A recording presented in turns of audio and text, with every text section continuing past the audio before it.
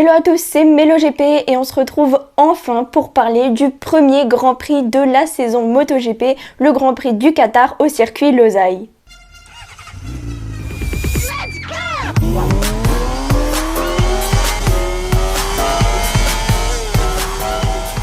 Avant de commencer, je vous invite à aller voir ma vidéo de l'année dernière avec toutes les infos historiques du Grand Prix du Qatar, le lien est en story. Ce tracé mesure 5,38 km, la plus longue ligne droite mesure 1068 mètres et ce tracé comporte au total 16 virages, 10 à droite et 6 à gauche. L'année dernière, l'infrastructure a subi des travaux et a donc été refaite. C'est pour ça d'ailleurs qu'il n'était pas le premier de la saison, mais l'avant-dernier. On a pu remarquer que le circuit est assez favorable au Gresini. Je m'explique. En 2022, c'est Enea Bastianini sur sa Gresini qui avait remporté le Grand Prix. Et en 2023, la saison dernière, c'est Di Gianantonio qui a remporté le Grand Prix, en remportant d'ailleurs son tout premier Grand Prix, que ce soit en MotoGP et donc avec Gresini.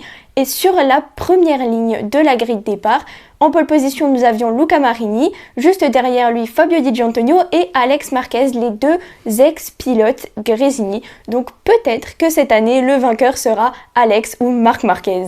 Et côté record, car évidemment, ils ont changé depuis l'année dernière, pour la vitesse maximale atteinte sur le circuit, elle est toujours détenue par Johann Zarco avec 362,4 km/h. Le meilleur tour en course a été effectué par Enea Bastianini en 1 minute 52 secondes et 978 millièmes. Le record officiel de la piste est détenu par Luca Marini en 1 minute 51 secondes et 762 millièmes. Mais lors des essais du Qatar qu'il y a eu fin février, le record a largement été battu par Pecco Bagnaia en 1 minute 50 secondes et 952 millièmes. Ça annonce donc la couleur pour cette saison qui sera beaucoup plus rapide que la saison dernière.